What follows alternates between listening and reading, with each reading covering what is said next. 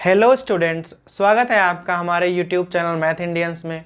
कक्षा 11 गणित में इस समय हमारा पहला चैप्टर चल रहा है समुच्चय सेट्स, और आज हम पढ़ने वाले हैं एक्सरसाइज 1.5। भाई इसके पहले की एक्सरसाइज हम लोग पिछले वीडियोज में हल कर चुके हैं, जिन्हें आप हमारी प्लेलिस्ट से देख सकते हो, लिंक डिस्क्रिप्शन में है। तो भाई एक्सरसाइज 1.5 से पहले हम लोगों ने एक्सरसाइज 1.4 में समुच्चय की 3 संक्रियाएं पढ़ी थी।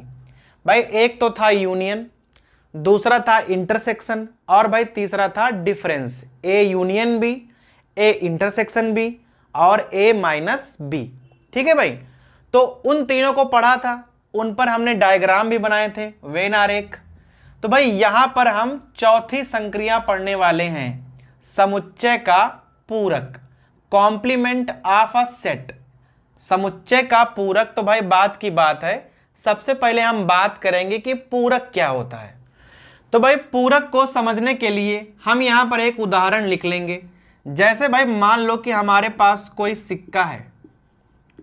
अब भाई अगर हम कोई सिक्के को उछालेंगे तो वहां पर भाई दो घटनाएं होती हैं, एक तो हेड और दूसरा टेल। तो भाई ये हमारे पास कुल मिलाकर 2 घटनाएं हैं अगर हम कोई सिक्का उछालेंगे तो भाई यहां पर कहा जाता है कि हेड और टेल जो हैं वह एक दूसरे के पूरक हैं। भाई एक दूसरे के पूरक होने का मतलब है अगर आप दोनों को जोड़ दोगे तो हमें कुल घटनाएं प्राप्त हो जाएंगी। भाई उसी प्रकार है समुच्चय के अंतर्गत। अगर हम मान लें कि हमारे पास कुल घटनाएं यूं हैं, भाई सभी संख्याओं का जो सार्वत्रिक समुच्चय है वह यू है, और हमारे पास कोई एक और समुच्चय है वह ए है। तो अगर हमें ए का पूरक निकालना हो, पूरक को हम इस प्रकार से लिखते हैं ए डैश। तो अगर हमें ए डैश निकालना हो तो हम कैसे निकालेंगे? भाई यू में से हम ए घटा देंगे, डिफरेंस निकालेंगे u और a का, तो हमें a डैश का पता चल जाएगा। ठीक है, जहां u क्या है? u है सार्वत्रिक समुच्चय, और भाई a है, a कोई भी आप समुच्चय मान सकते हो। जैसे भाई एक उदाहरण यहां लिख लो। जैसे भाई मान लो कि u जो है वह सभी वास्तविक संख्याओं का समुच्चय है। ठीक है भाई, जो u है हमारा वह सभी वास्तविक संख्याओं का समुच्चय है, सार्वत्रिक समुच्चय मान लिया। अब भाई अगर a मान लो, a भी कोई समुच्चय है जहां सभी परिमेय संख्याएं आती हैं, सभी परिमेय संख्याओं का समुच्चय है a। भाई ये सवाल हम पिछली एक्सरसाइज 1.4 में हल कर चुके हैं। वहां पर हमें u दिया हुआ था, a दिया हुआ था, हमने डिफरेंस निकाला था। वही उदाहरण हमने फिर से ले लिया है। u है सभी वास्तविक संख्याओं का समुच्चय, a है सभी परिमेय संख्याओं का समुच्चय। अगर अब आपसे कह दे कि आप u में से ना a निकाल दो, आप सभी वास्तविक संख्याओं से सभी परिमेय संख्याएं निकाल दो, तो भाई क्या बचेगा? तब बचेगा हमारा a डैश, a डैश अर्थात u माइनस a। अब यहां पे आ जाओ, अगर वास्तविक संख्याओं से आप परिमेय संख्याएं निकाल दोगे तो क्या बचेगा? तो बचेंगी हमारी अपरिमेय संख्याएं, क्योंकि भाई परिमेय संख्याएं और अपरिमेय संख्याएं मिलाकर बनती हैं हमारी वास्तविक संख्याएं। तो अगर आप वास्तविक संख्याओं से परिमेय संख्याएं निकाल दोगे तो बचेगा अपरिमेय संख्याएं। अब यहां पर कहा जाएगा कि a और a डैश एक दूसरे के पूरक हैं, क्योंकि परिमेय संख्याएं और अपरिमेय संख्याएं मिलकर ही u को बनाती हैं, और u क्या है? सभी वास्तविक संख्याओं का समुच्चय। तो भाई पूरक के बारे में समझ गए कि पूरक वह होता है जो भाई दोनों अगर मिल जाएं तो u का निर्माण कर देते हैं। ठीक है, उन्हें हम कहते हैं पूरक। अगर भाई सिंपल समझा जाए तो a डैश का मान क्या होता है? u minus a। u में से हमें a डिफरेंस निकाल देना है। और अगर भाई समुच्चय निर्माण विधि में पढ़ा जाए तो ए डैश का मान क्या होगा, x कॉलन x, जहां पर x जो है u का एलिमेंट तो है, अर्थात भाई जो x है वह u में तो होगा लेकिन x a में नहीं होना चाहिए। तो भाई डिफरेंस का यही तो मतलब होता है कि u में तो हो लेकिन a में ना हो, तो उसे हम कहेंगे a डैश। ठीक है भाई, तो ये तो हो गई हमारी परिभाषा और उदाहरण। अब भाई इसे ना एक उदाहरण द्वारा हम देख लेंगे। जैसे भाई मान लो कि हमारे पास कोई u है, 1 2 3 4 5 6 7 8। ठीक है भाई, अब हमारे पास कोई a है, 2 4 6 8। हमारे पास कोई u है और a, हमने दो भाई समुच्चय मान लिए हैं। अब अगर आपसे कह दे कि भाई आप यहाँ a डैश ज्ञात करो, तो भाई a डैश कैसे निकालोगे, u में से आपको a का डिफरेंस ज्ञात करना है। तो भाई क्या होता है, u में आप देख लो कि कौन कौन से एलिमेंट a के हैं वह निकाल दो। 2 4 6 8 को छोड़कर बाकी सब लिख दो, 1 3 5 7। तो भाई जो हमारे 1 3 5 और 7 हैं यह a डैश में आएंगे और a में क्या था, 2 4 6 8। ठीक है भाई, तो इस प्रकार से आप a और a डैश ज्ञात कर सकते हो। भाई a तो हमें दिए ही होता है, बस खाली आपको a डैश निकालना होता है। अब भाई यहां पर ना कुछ बातें हैं जो ध्यान देने वाली हैं। अब भाई पहली बात क्या है, ध्यान दीजिएगा, अगर हम a और a डैश दोनों का यूनियन निकाल दें, तो भाई ये है a और ये है a डैश, इन दोनों का अगर आप यूनियन निकालोगे तो भाई आपको उत्तर में ना u प्राप्त हो जाएगा। क्योंकि भाई अगर एक दूसरे के पूरक हैं तो दोनों मिलकर u का निर्माण कर देंगे, और दोनों कब मिलते हैं, जब यूनियन का निशान लगा होता है। भाई यूनियन का मतलब है दोनों मिलकर हैं, तो दोनों मिलकर हमेशा u का निर्माण कर देंगे, तभी तो वो पूरक कहे जाते हैं। तो भाई ये तो हो गया हमारा पहला नियम। ठीक है, अभी भाई दूसरा नियम बहुत इंपॉर्टेंट रहता है कि a और a डैश दोनों में कभी भी कुछ भी कॉमन नहीं मिलेगा, क्योंकि भाई परिभाषा में ही होता है कि x अगर इसका एलिमेंट है तो इसका एलिमेंट नहीं होना चाहिए। तो दोनों में अगर हम इंटरसेक्शन निकालेंगे तो मान हमेशा फाई आएगा। ठीक है, यूनियन निकालोगे तो u आएगा, इंटरसेक्शन निकालोगे तो फाई आएगा, क्योंकि भाई कॉमन तो कुछ मिलेगा ही नहीं।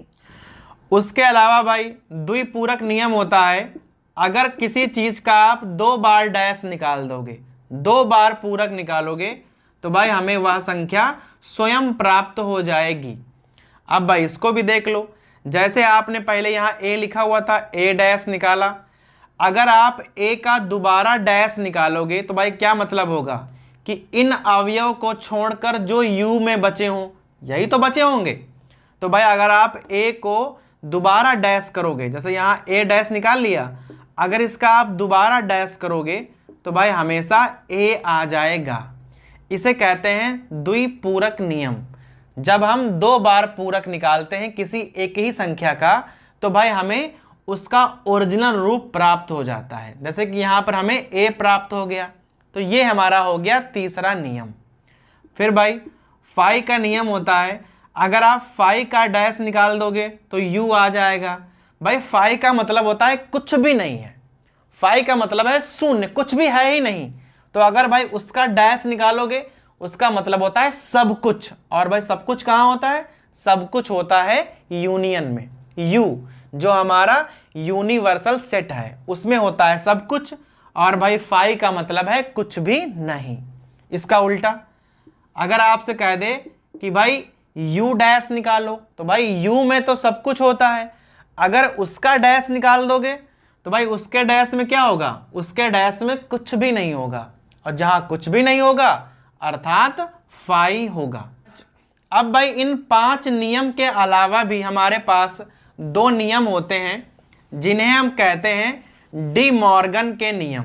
भाई इन्हें डी मॉर्गन ने बनाया था, तो भाई अपने नाम पे ही रखा है डी मॉर्गन। तो भाई डी मॉर्गन ने ना हमें दो नियम बताए थे, कौन कौन से, ध्यान से देखिएगा। अगर हम ए यूनियन बी का डैश निकाल दें, ए यूनियन बी का डैश, तो वो हमेशा बराबर होगा ए डैश इंटरसेक्शन बी डैश के। भाई इसे हम आगे सवालों में प्रूव भी करेंगे और भाई वेन आरेख से भी दिखाएंगे कि यह किस प्रकार से सत्य होता है। ठीक है, तो भाई पहले इसे नॉर्मली देख लो, अभी इसे हम वेन आरेख से भी बताएंगे और भाई सवालों में भी यह हमें सिद्ध करने को आएगा। अब भाई इसके अलावा इनके पास एक और नियम होता है, ए इंटरसेक्शन बी का डैश बराबर। अगर आप ए इंटरसेक्शन बी निकालो, उसका डैश निकालो, तो वो हमेशा ए डैश यूनियन बी डैश के बराबर होगा। जस्ट भाई उल्टे नियम है, ए यूनियन बी का डैश जो है वह ए डैश इंटरसेक्शन बी डैश के बराबर होगा। अगर हम ए इंटरसेक्शन बी का डैश निकालेंगे तो वह ए डैश यूनियन बी डैश के बराबर होगा। ठीक है, तो भाई इन दोनों नियमों को बोलते हैं हम डी मॉर्गन के नियम। इन्हें आपको याद भी रखना है और भाई इन पर सवाल भी आते हैं परीक्षाओं में। तो भाई अभी हम शुरू करेंगे एक्सरसाइज 1.5। अब भाई आ जाओ प्रश्नावली के पहले सवाल पर। अब यहाँ हमारे पास एक U है, यूनिवर्सल सेट 1 2 3 4 5 6 7 8 9 तक। फिर भाई एक समुच्चय है A 1 2 3 4, एक समुच्चय B है 2 4 6 8 और भाई एक समुच्चय है C 3 4 5 6। ठीक है भाई, तो हमारे पास कुल मिलाकर यहाँ 4 समुच्चय हैं और भाई हमें यहाँ 6 खंड हल करने हैं। 6 खंडों में भाई हमें अलग अलग मान निकालने हैं। तो भाई हम देखते जाएंगे और धीमे धीमे सबके मान निकाल देंगे। तो भाई सबसे पहले आते हैं हम पहले वाले खंड पर, लिखा है ए डैश। अब ए में कौन कौन है, 1 2 3 4। तो भाई इसका मतलब है कि 1 2 3 4 को छोड़कर बाकी जो U में बचे वह सब लिख दो, वह ए डैश का मान होगा। तो भाई U में आप 1 2 3 4 को छोड़ दो, क्या बचेगा, 5 6 7 8 और 9। ये हो गया हमारा ए डैश का मान। कैसे निकाला हमने, ए का मान था 1 2 3 4, उसे छोड़कर बाकी जो U में बचेगा वह ए डैश होगा। सेम हमें यहां निकालना है बी डैश। अब भाई बी डैश कैसे निकालोगे, भाई बी में देख लो 2 4 6 8। ठीक है, तो भाई 2 4 6 8 को छोड़कर जो U में बचे वह सब बी डैश का मान है। तो कौन कौन से होंगे, 1 3 5 7 9। तो भाई ये हो गया हमारा बी डैश का मान। बी को छोड़कर जो U में बचेगा वह बी डैश होगा। तो भाई अब तीसरा खंड रहेगा ए यूनियन सी का डैश। तो भाई ए यूनियन सी का अगर आपको डैश निकालना है तो सबसे पहले भाई यहां पर आप चुपके से भाई क्या करो, ए यूनियन सी निकाल लो। तो भाई ए है और यह वाला सी है, दोनों का यूनियन निकाल दो तो क्या हो जाएगा, 1 2 3 4 5 6। तो भाई ये तो हो गया हमारा ए यूनियन सी। अब ए यूनियन सी में जो अवयव हैं उनको छोड़कर बाकी जो U में बचेगा वह डैश में आएगा। तो 1 से 6 तक की संख्याएं तो यूनियन में है, उसके अलावा कौन कौन बचेगा, 7 8 और 9। तो भाई ये हो जाएगा ए यूनियन सी का डैश। सिंपल है एकदम। आ जाओ ए यूनियन बी का डैश पे। तो भाई अभी हमने एक डी मॉर्गन की प्रमेय पढ़ी थी, अगर उसका आप प्रयोग करो तो भाई यहां काफी सरल हो जाएगा। अब प्रमेय क्या थी कि ए यूनियन बी का डैश क्या होता है, ए डैश इंटरसेक्शन बी डैश। ए डैश और बी डैश के जो इंटरसेक्शन में आएगा वही इसका मान होगा। और भाई ऊपर हमने ए डैश और बी डैश ना निकाल रखा पहले से ही।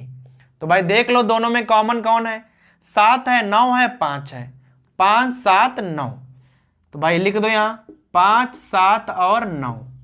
तो ये हमारा मान हो जाएगा ए यूनियन बी का डैश कहो या भाई कहो कि ए डैश इंटरसेक्शन बी डैश, एक ही बात होती है। ठीक, अब भाई यहां पे आ जाओ, ए डैश का डैश निकालना है।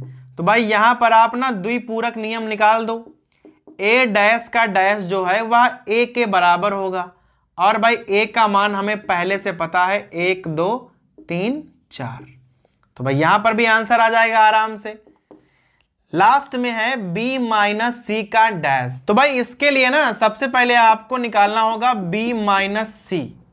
अब b माइनस सी क्या है भाई, तो यहां से देखो भाई b माइनस सी का मतलब क्या होता है, जो दोनों में कॉमन है पहले वो ढूंढ लो। यहां 4 है 4 है 6 है 6 है, 4 और 6 कॉमन है, 4 और 6 को ना b से निकाल दो, क्या बचेगा 2 और 8।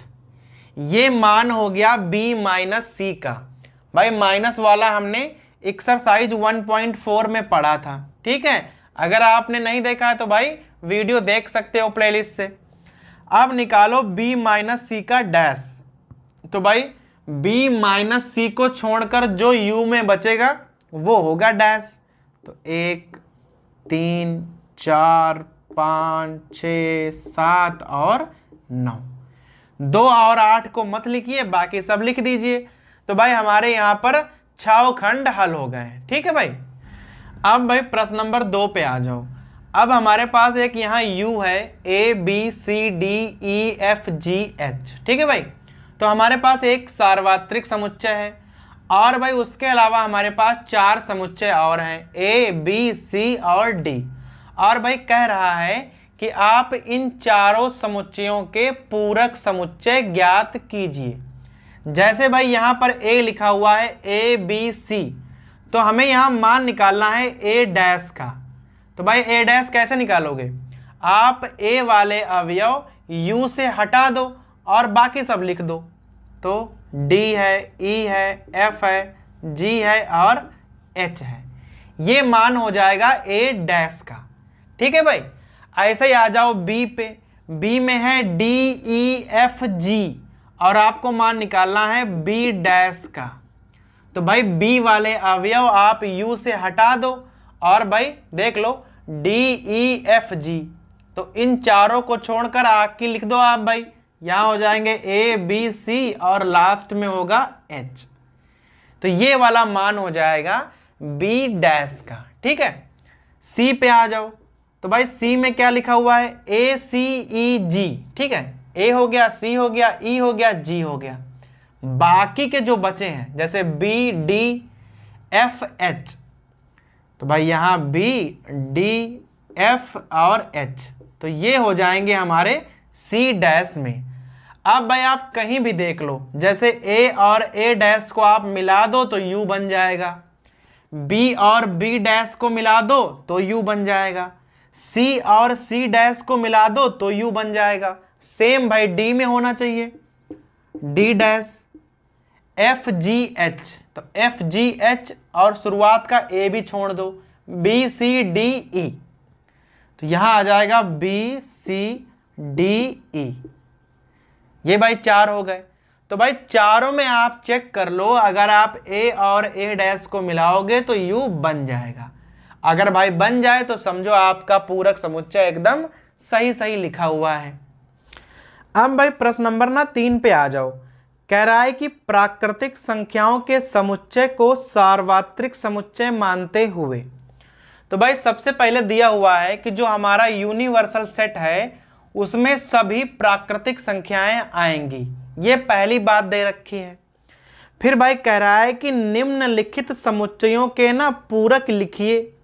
और भाई यहाँ पर ना 11 खंड हैं, जिसमें हमने भाई पहली बार में 6 खंड यहाँ लिखे हुए हैं, 5 खंड हम आगे लिखेंगे। यहाँ भाई A B C D E F हमने अपने मन से डाला हुआ है, ठीक है। और भाई यहाँ पर हमें क्या करना है, पूरक समुच्चय निकालने हैं। तो भाई बड़ा ही सिंपल है निकालना पूरक समुच्चय। क्या करना है भाई, मोस्टली तो आप नहीं करके निकाल सकते हो। अगर भाई कहीं पर समुच्चय निर्माण विधि मालूम है आपको, तो आप भाई जैसे लिखा है कि सम संख्या है तो भाई लिख दो सम संख्या नहीं है, सीधा आप नहीं का प्रयोग करके भी लिख सकते हो। जैसे भाई a बराबर लिखा हुआ है x कॉलन x एक प्राकृतिक सम संख्या है। तो अगर भाई a जो है वह प्राकृतिक सम संख्या है तो a डैश क्या होगा भाई, a डैश होगा या तो आप लिख दो कि सम संख्या नहीं है, या भाई लिख दो कि विषम संख्या है। एक ही तो बात हुई भाई। अगर आप सम संख्याओं को हटा दो तो कौन संख्याएं बचेंगी, भाई बचेंगी केवल विषम संख्याएं। तो लिख दो x कॉलन x एक विषम संख्या है, और भाई क्लोज कर दो। ये हो गया हमारे a डैश का मान। अगर a सम संख्या है तो भाई वो वाली विषम संख्या है। प्राकृत लिख देना भाई, यहां प्राकृत था तो वहां पर भी आप प्राकृत डाल देना। b में है कि एक विषम संख्या है। अगर भाई b वाला विषम संख्या है तो b डैश क्या हो जाएगा, x कॉलन x एक, भाई प्राकृत ऊपर वाले में भी लिख देना, प्राकृत सम संख्या है।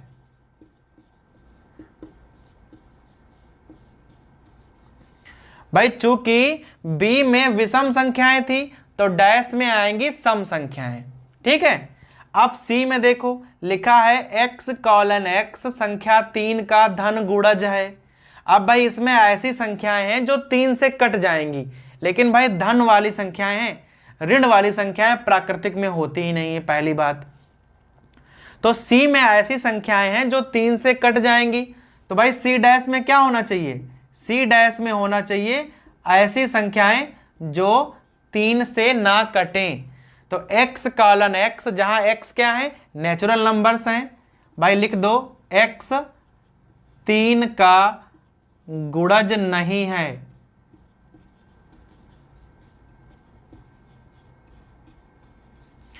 तो भाई उसमें ऐसी संख्याएं आ जाएंगी जो 3 का गुणज नहीं होंगी, और c में ऐसी संख्याएं थी जो 3 का गुणज हैं। सिंपल है भाई एकदम। d में आ जाओ, एक अभाज्य संख्या है। तो भाई अगर आप सभी संख्याओं से अभाज्य संख्याएं निकाल दो तो भाई क्या बचेंगी, सभी भाज्य संख्याएं बचेंगी। तो भाई d डैश में उनको लिख दो। d डैश क्या हो जाएगा, x कॉलन x एक भाज्य संख्या है, भाज्य संख्या है। लेकिन भाई यहां पर ना एक बात का बहुत गौर करना है, भाई प्राकृतिक संख्याओं में ना भाज्य संख्याएं होती हैं, अभाज्य संख्याएं होती हैं, और उसके अलावा एक भाई संख्या होती है एक, जो ना भाज्य होती है और ना अभाज्य होती है। तो अगर आप कुल संख्याओं से अभाज्य संख्याएं हटा दोगे तो भाज्य संख्याएं बचेंगी, और उसके अलावा एक भी बचेगा। तो यहां लिखोगे x कॉलन x एक भाज्य संख्या है या x बराबर 1 है। भाई दोनों को लिखना पड़ेगा, भाज्य भी हो और भाई साथ में एक को भी ले लो, तब अभाज्य संख्याओं का डैश हमें पता चलेगा। समझ में आ गया कि नहीं। भाई सभी प्राकृतिक संख्याओं में अगर आप अभाज्य संख्याएं हटा दोगे तो भाज्य संख्याएं बचेंगी, उसके अलावा एक भी तो बचेगा, क्योंकि भाई एक ना तो भाज्य में आता है और ना अभाज्य में। क्लियर। ई पे आ जाओ, पांचवें खंड पे। x कॉलन x 3 और 5 से विभाजित होने वाली संख्या है। तो यहां भाई बड़ा सिंपल है, जैसे आपसे भाई कुछ भी कह दे कि फला संख्या है तो आप क्या करोगे, x colon x belongs to n, natural number है, और भाई लिख दो संख्या 3 व 5 से विभाजित नहीं है। सिंपल भाई बात है, वहां कह रहा है कि विभाजित होने वाली है, यहां हम लिख देंगे कि विभाजित नहीं होने वाली है। भाई पता चल गया। f पे आ जाओ, कह रहा है एक पूर्ण वर्ग संख्या है, तो f डैश में क्या हो जाएगा, f डैश में हो जाएगा x colon x belongs to n, और भाई लिख दो पूर्ण वर्ग संख्या नहीं है, पूर्ण वर्ग संख्या नहीं है।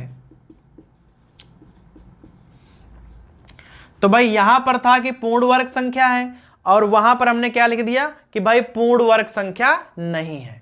तो भाई आप नहीं का प्रयोग तो हमेशा ही कर सकते हो। आपसे कह दे कि भाई फला है तो आप लिख दो डैश में कि फला नहीं है, डैश भाई सही मान लिया जाएगा। तो ये हो गए हमारे 6 खंड। अब 5 खंड आगे देखो। अब भाई आ जाओ बाकी के 5 खंडों पर। छठा खंड क्या है, g बराबर x कॉलन x एक पूर्ण घन संख्या है। तो भाई g में एक पूर्ण घन संख्या है, अर्थात पूर्ण घन संख्याएं आएंगी। तो भाई g डैश में क्या आएगा, भाई जी डैश में आएगा x कॉलन x। पहली बात तो भाई नेचुरल नंबर होनी चाहिए, प्राकृतिक संख्या। और भाई दूसरी बात पूर्ण घन संख्या नहीं है। भाई सिंपली वहां लिखा था कि पूर्ण घन संख्या है, भाई यहां हमने लिख दिया कि पूर्ण घन संख्या नहीं है। बस खाली भाई आपको लिख देना होता है कि यहां पर प्राकृतिक संख्या है। ठीक है, अब भाई h में आ जाओ, x colon x plus 5 equal to 8। तो भाई यहां से आप क्या करोगे ना, यहां से आप x का मान निकाल लो।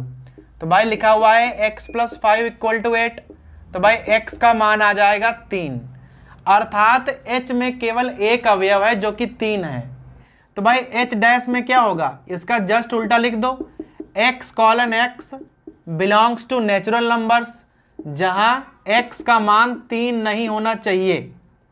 भाई यहां x का मान 3 है तो वहां हमने लिख दिया कि प्राकृतिक संख्या होना चाहिए, लेकिन x का मान 3 ना हो। 3 के अलावा कोई भी मान हो वह h डैश में आएगा। सो भाई यहां पर है i बराबर 2x प्लस 5 इक्वल टू 9।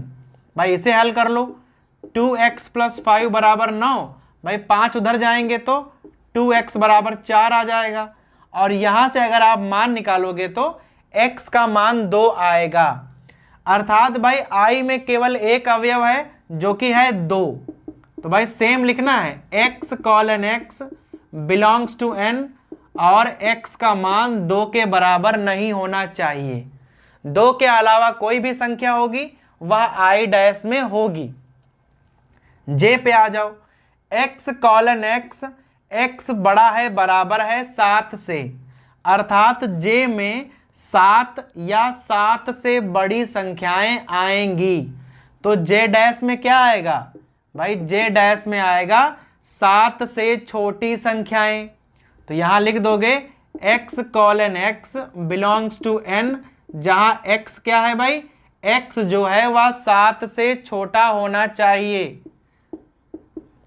भाई यहां है कि 7 या 7 से बड़ी संख्याएं, तो बचेगा क्या, बचेगा 7 से छोटी संख्याएं। क्लियर, यहां पे आ जाओ, x colon x belongs to n, और भाई x का मान क्या है, 2x प्लस 1 बड़ा है 10 से। दोबारा लिख लो, 2x प्लस 1 बड़ा है 10 से, सो 2x बड़ा होगा 9 से, एक उधर ले जाएंगे। सो भाई x बड़ा होगा 9/2 से। ठीक है, अर्थात भाई इसमें वो वैल्यू आएंगी जो 9/2 से बड़ी होंगी। तो इसके डैश में क्या होना चाहिए, इसके डैश में होना चाहिए ऐसी भाई वैल्यू जो 9/2 से छोटी हो। तो यहां लिख दो x colon x belongs to n, जहां x जो है वह 9/2 से छोटा होना चाहिए। भाई यहां 9/2 से बड़ी संख्याएं हैं, तो वहां हमने लिख दिया 9/2 से छोटी संख्याएं हैं। तो भाई इस प्रकार हमने 11 खंड हल कर दिए हैं प्रश्न नंबर 3 के। अब चलते हैं सीधा प्रश्न नंबर 4 पर। अब भाई आ जाओ प्रश्न नंबर 4 पे। पहला तो हमें u मालूम है, 1 2 3 4 5 6 7 8 9 तक। फिर हमारे पास दो समुच्चय और हैं, a है 2 4 6 8 और b है 2 3 5 7। और भाई हमें दोनों ही डी मॉर्गन की प्रमेय यहाँ सिद्ध करनी है। डी मॉर्गन की प्रमेय आपको हम वीडियो के शुरुआत हम बता चुके थे।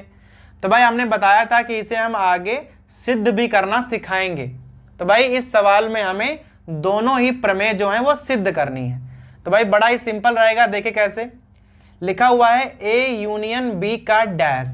तो सबसे पहले इसके लिए भाई आप ए यूनियन बी निकाल लो।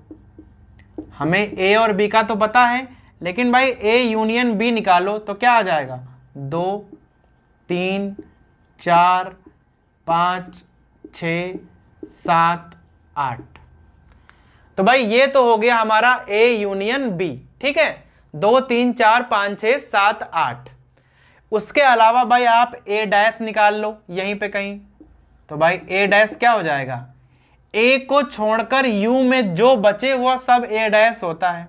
तो 1 3 5 7 9 ये हो गया हमारा ए डैश।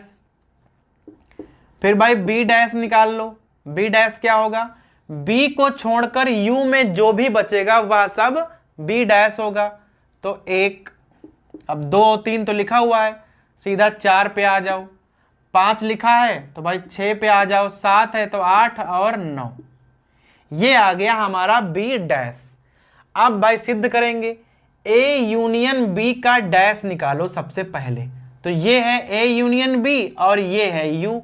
इसको छोड़कर जो भी यहां बचे वो होगा हमारा डैश।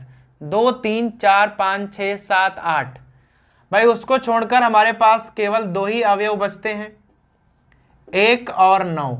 ये हमारा मान होगा ए यूनियन बी का डैश। अब यहां पे आ जाओ, ए डैश इंटरसेक्शन बी डैश, दोनों ही मान निकाले हैं, बस आप इंटरसेक्शन ढूंढो। तो भाई 1 कॉमन है, 9 कॉमन है, देख लो, उसके अलावा कोई संख्या कॉमन नहीं है। तो भाई यहां पर भी आ गया 1, 9, यहां पर भी आ गया 1, 9। तो भाई पहली वाली डिमॉर्गन तो हमने सिद्ध कर दी। दूसरी पे आ जाओ, ए इंटरसेक्शन बी, तो भाई इसका मान तो निकालना पड़ेगा। तो यहां निकाल लो, ए इंटरसेक्शन बी बराबर। अब भाई देख लो ए और बी में क्या क्या कॉमन है, 2 है, 2 है, उसके अलावा और कोई चीज कॉमन नहीं है। तो भाई यहां लिख दो 2। ए इंटरसेक्शन बी का मान हो गया हमारा 2। अभी ए इंटरसेक्शन बी का हमें डैश निकालना है। भाई डैश का मतलब है इसको छोड़कर यू में जो भी हो सब लिख दो। तो 1 3 4 5 6 7 8 9, ये मान आ गया ए इंटरसेक्शन बी का डैश। छोड़ो, अभी निकालो ए डैश यूनियन बी डैश, दोनों लिखे हुए हैं, बस केवल आपको निकालने हैं और भाई देखना है कि बराबर आते हैं कि नहीं आते हैं। इन दोनों का डैश निकालो तो क्या हो जाएगा, 1 है, 2 नहीं है इसमें, 3 4 5 6 7 8 9। ठीक है भाई, तो ये इसका मान आ गया और ये आ गया इसका मान। देख लो दोनों ही मान बराबर आ गए। तो भाई इस प्रकार से ये दोनों ही डिमॉर्गन जो हैं हमने सिद्ध कर दी हैं। ये हमने सिद्ध करी हैं सवालों से, अभी आगे हम सिद्ध करेंगे वेन आरेख बनाकर। अब भाई आ जाओ प्रश्न नंबर 5 पे। कह रहा है कि निम्नलिखित में से प्रत्येक के वेन आरेख खींचिए। तो भाई यहां पर है क्या, यहां पर 4 खंड है हमारे पास, हमने पहले 2 खंडों को लिखा हुआ है, आपको ना इनके वेन आरेख खींचने हैं, पहली बात। भाई दूसरी बात, अगर आपको डी मॉर्गन याद हो तो भाई डी मॉर्गन की प्रमेय के अनुसार इन दोनों का मान जो होता है वो बराबर होता है। तो अभी क्या करेंगे, हम वेन आरेख द्वारा ना यहां सिद्ध भी कर देंगे कि भाई दोनों का मान जो है वह बराबर है। अब भाई वेन आरेख खींचते कैसे हैं, सबसे पहले बनाते हैं एक यू, इसे बोलते हैं यूनिवर्सल सेट, और भाई जो बाकी सेट होते हैं उन्हें इस प्रकार से बनाते हैं। अब भाई ये हो गया हमारा ए और ये हो गया हमारा बी। ठीक है, अभी क्या करना है, ए यूनियन बी। तो ए यूनियन बी को पहले ना रंग लेंगे हम। तो ए यूनियन बी क्या होता है, ए यूनियन बी ये वाला होता है, अर्थात ए और बी का पूरा भाग वो होता है हमारा ए यूनियन बी। तो भाई ये हो गया हमारा ए यूनियन बी। लेकिन भाई हमें निकालना है ए यूनियन बी का डैश, अर्थात ए यूनियन बी को छोड़कर बाकी जो पार्ट बचा है, ठीक है, वो होगा हमारा इसका डैश। तो डैश वाला जो पार्ट है वह हमने रेड रेड किया हुआ है, ठीक है, ये वाला।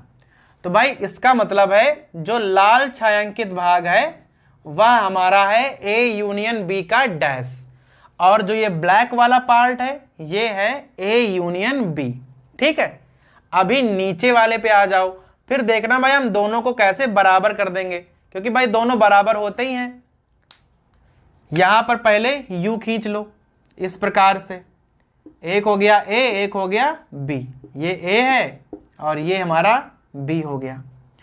सबसे पहले भाई क्या करना होता है, ए डैश निकालो। तो भाई ए डैश का मतलब क्या है, ए को छोड़कर बाकी सब कुछ। अब भाई यहां बहुत ज्यादा ध्यान देना है हमें, ए को छोड़कर बाकी सब कुछ। तो भाई ए डैश को रंगो, पहले ऐसे रंगेंगे हम ए डैश को, ए वाला छोड़ दो और भाई बाकी सब कुछ करो। तो पहले इस प्रकार से रंग लो ऐसे, बी वाला पार्ट भी रखना पड़ेगा आपको।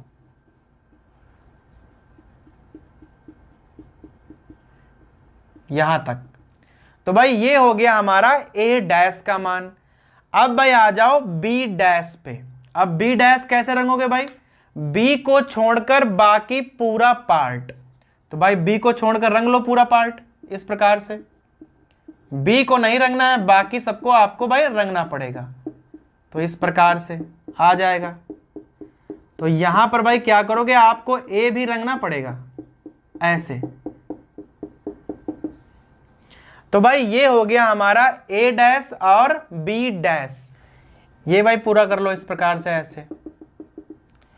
अब भाई देखो अभी क्या निकालना है, दोनों में निकालना है इंटरसेक्शन, अर्थात भाई ऐसा पार्ट जो दोनों में कॉमन हो।